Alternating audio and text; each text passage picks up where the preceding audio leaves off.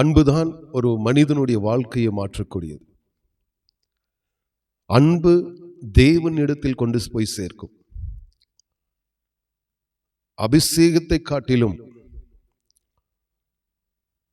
அன்பு வலிமையானது. அன்பு ஒரு காலம் ஒளிந்து போகாது. அந்நிய பாஷைகள், தீர்க்க தரிசனங்கள் எல்லாம் ஓய்ந்து போகும். இது அபிஷேகத்திலிருந்து வருகிறது. ஆனால் அன்பு ஒரு காலம் ஒளிந்து போகாது. ஆண்டவர் அபிஷேகத்தை குறித்து அதிகமாக பேசவில்லை. ஆதியாகமம் முதல் வெளிப்படுத்தல் விசேஷம் வரை அன்பை தான் அதிகமாக பேசியிருக்கிறார். நீங்கள் அபிஷேகத்தை காட்டிலும் அன்பின் வார்த்தைகளை தான் ஆயிரக்கணக்காக வேதத்தில் காணப்படும். அபிஷேகம் என்பது ஒரு சில இடங்களில் தான் பார்க்க முடியும். அபிஷேகம் உங்களுக்குள்ள ஒரு நதியை போல பெருக வேண்டும் என்றால் அன்பிலே நிரப்பப்பட்டு இருக்க வேண்டும். அன்பின் கனிகள் வெளிப்பட வேண்டும். அதுதான் இயேசு சொல்லியிருக்கிறார், கனி கொடாத மரமெல்லாம் வெட்டுண்டு அக்னியிலே போடப்படும். பவுல் வரங்களை குறித்து பேசினார், கனிகளை குறித்து பேசினார். ஆனால் கடைசியாக அவர் சொல்வது அபிஷேகத்தை தரித்துக் கொள்ளுங்கள் என்று சொல்லவில்லை, அன்பை தான் தரித்துக் கொள்ளுங்கள் என்று சொல்லியிருக்கிறார். அல்லேலூயா. குடும்பத்தில் சமாதானத்திற்கு அன்பு தேவை. ஊழியத்தில் வெற்றிக்கு அன்பு தேவை. அன்பு உங்களுக்குள் இருந்தால் பரிசுத்த ஆவியானவர் நதியை போல உங்களுக்குள் அபிஷேகத்தை பெருக பண்ணுவார். இது நான் கற்றுக்கொண்டது, அறிந்து கொண்டது. நீங்கள் உங்கள் வாழ்க்கையில கூட நீங்கள் அப்படி செய்து பாருங்கள். அபிஷேகம் எங்கிருந்து புறப்படும் என்றால் ஆவியின் கனிகள் இருந்தால் மாத்திரம்தான் அபிஷேகம் உங்களுக்குள் வல்லமையாய் புறப்படும். உலகத்தில் அன்பில்லாததினால்தான் ஒவ்வொரு தேசத்துக்கு விரோதமாக, ஜனத்துக்கு விரோதமாக யுத்தங்கள், லஞ்சம் வாங்குவதும், கொலை, கற்பழிப்பு, இதெல்லாம் எதனால் வருகிறது? தேவனுடைய அன்பு இல்லை. மனுஷனுடைய அன்பு வேற, தேவனுடைய அன்பு வேற.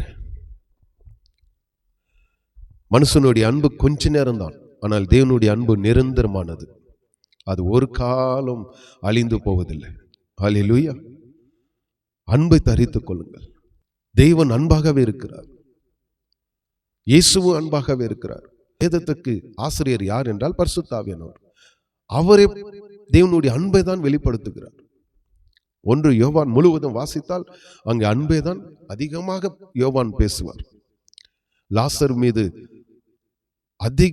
அதிகமான அன்பு வைத்திருந்தார் இயேசு கிறிஸ்து. யோவான் இயேசு கிறிஸ்து மீது அதிகமாக அன்பு வைத்திருந்தார். யாத்திரையாக 20:6 சொல்கிறது, அவருடைய பிரமாணங்களை கைக்கொண்டு அவரிடத்தில் அன்பு கூறுகிறவர்களுக்கு 1000 தலைமுறை மட்டும் இரக்கம் செய்வேன் என்று சொல்லியிருக்கிறார். அபிஷேகத்தினால இருக்கிறவர்களை நான் 1000 தலைமுறை மட்டும் அவர்களுக்கு இரக்கம் செய்வேன் என்று சொல்லவில்லை. அபிஷேகம் இந்த உலகத்தோடு நின்று போய்விடும். பரலோகத்தில் அபிஷேகம் தேவையில்லை.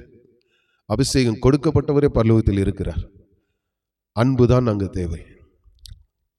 பரலோகம் முழுவதும் அன்பினால் நிரப்பப்பட்டு இருக்கிறது. அதுதான் எனக்கு பரிசுத்த ஆவியானவர் 2020ஆம் ஆண்டு காண்பித்தார். இந்த உலகத்திற்கு என்னுடைய அன்பை வெளிப்படுத்து. நீ இங்கே பார்த்தாய் அல்லவா, இந்த அன்பை, தேவனுடைய அன்பை வெளிப்படுத்த உலகத்திற்கு. அவர் வரங்களை குறித்து என்னிடம் சொல்லவில்லை. பரிசுத்த ஆவியானவர் என் ஆவிக்குள்ள கொண்டு சென்று பரலோகத்தில் அந்த தேவனுடைய அன்பை காண்பித்தார். ஒரு 15 செகண்ட் தான் இருக்கும். இந்த அன்பை நீ உலகத்திற்கு வெளிப்படுத்து. தேவனுடைய அன்பு வெளிப்படுத்து உலகத்திற்கு. அன்புதான் இந்த உலகத்தில் உள்ள எல்லா பாவங்களையும் மூடக்கூடியது. அபிஷேகம் பெற்றவர்கள் எத்தனையோ பேர்கள் பாவத்தில் விழுந்திருக்கிறார்கள். ஆனால் தேவனுடைய அன்பை பெற்றவர்கள் ஒருவரும் பாவத்தில் விழவில்லை. அன்பு சகல பாவத்தை மூடும். அன்பு இல்லாததனால் தான் அநேகருக்குள்ள எரிச்சல், பொறாமை, குறை சொல்வது, குற்றப்படுத்துவது, குடும்பத்தில் பிரச்சனை, ஊழியத்தில் பிரச்சனை. அபிஷேகம் எல்லோருக்குள்ளே தான் இருக்கிறது. அபிஷேகம் இருந்தும் ஏன் எரிச்சல், பொறாமை, ஊழியத்தில், குடும்பத்தில் பிரச்சனைகள்? காரணம் தெய்வீக அன்பு இல்லை. தெய்வீக அன்பு தான் ஒரு மனிதனுடைய வாழ்க்கை மாற்றும். மனைவியும் புருஷனுடைய அன்புக்காக இயங்குகிறார்கள். தேவன் அன்புக்காக இயங்குகிறார். யோவான் 3:16 சொல்கிறது, ஒரே பேரான குமாரனை தேவன் தம்முடைய ஒரே பேரான குமாரனை விசுவாசிக்கிறவன் எவனோ அவன் கெட்டு போகாமல் நித்திய ஜீவன் அடையும்படிக்கு அவரை தந்தொருளி எவ்வளவாய் உலகத்தில் அன்பு கூர்ந்தார். இந்தியில கீழே இருக்கிற வசனம் மேலே இருக்கும், மேலே இருக்கிற வசனம் கீழே இருக்கும். தேவன் எவ்வளவாய் உலகத்தில் அன்பு கூர்ந்தபடினால் தம்முடைய ஒரே பேரான குமாரனை இந்த உலகத்திற்கு தந்தருளி எல்லோரையும் ரட்சித்தார். அதே போலதான் நாமும் ஒருவருக்கொருவர் அன்பு கூற கடவோம். இதுதான் தேவனுடைய பிரமாணம். அபிஷேகம் கூற கடவோம் என்று சொல்லப்படவில்லை. ஆண்டவர் அன்புதான் அதிகமாக பேசுகிறார். பவுலும் அன்புதான் பேசுகிறார். பேதுரு அன்புதான் பேசுகிறார். யோவானும் அன்பை குறித்து தான் பேசுகிறார். யாக்கோபு அன்புதான். எல்லோரும் அன்புதான் அதிகமாக பேசுவார்கள். அபிஷேகத்தை விட அன்புதான் அதிகமாக பேசுவார்கள். அன்பில் நிரப்பப்பட்டவர்கள் பாருங்க, அவர்கள் வாழ்க்கையில சந்தோஷம் மகிழ்ச்சியா இருக்கும், 100 வருஷம் வாழ்வார்கள். அபிஷேகத்தில் இருக்கிறவங்க 70-80 அவுட். அன்பு, அபிஷேகத்துக்கு விட அன்பு தான் முக்கியமானது. ரோமர் 13:8 சொல்கிறது, அன்பு கூறுகிற கடன் அல்லாமல் மற்ற ஒரு கடனிலும் நீங்கள் இருக்கக்கூடாது என்று பவுல் சொல்கிறார். அன்புதான் அவர் சொல்கிறார். அன்பு உங்களுக்குள்ள எனக்குள்ள தேவனுடைய அன்பு நிரப்பி விட்டால் இந்த உலகத்தில் இருக்கிற பாவம் எதுவுமே உங்களுக்கு கண்களுக்கு தெரியாது. என்னுடைய வாழ்க்கையில நான் 2015ஆம் ஆண்டு அந்த அன்பை நான் ருசித்து இருக்கிறேன். அந்த தெய்வீக அன்பு எனக்குள்ள நிரப்பப்பட்டு இருக்கும் பொழுது எனக்கு விரோதமாக பேசினவர்கள், நிந்தித்தவர்கள், அவமானப்படுத்தினவர்களை நான் பார்க்கும்போது அவர்கள் மீது ஒரு தெய்வீக அன்பு அவர்கள் மீது வந்தது. எனக்கு ஆச்சரியமாக இருந்தது. இந்த அன்பை நான் இதுவரைக்கும் என்னுடைய வாழ்க்கையில் 40 ஆண்டுகள் நான் பார்க்கவில்லையே என்று ஒரு ஆச்சரியம். இயேசு கிறிஸ்து சொன்ன வார்த்தை, கடைசி நாட்களில் அன்பு தணிந்து போகும். அன்பு கேளுங்க ஐயா, வரங்களை காட்டில் அன்பு கேளுங்க. ஆண்டவரே, உங்களுடைய தெய்வீக அன்பு எனக்கு தாங்க. அந்த அன்பு, தெய்வீக அன்பு உங்களுக்குள்ள வரும்போது பிசாசு பயப்படுவோம். ஒரு முறை உத்தராகண்ட் மாநிலத்தில் ஒரு வாலிப பெண்ணுக்கு பிசாசு பிடித்து இருந்தது. பெரிய பெரிய ஊழியர்களை அழைத்து பார்த்தார்கள். அந்த மகளுக்குள்ள இருந்து அந்த அசுத்தாவி போகவில்லை. கடைசியாக ஒரு வயதான தாயாரை அழைப்பித்தார்கள்.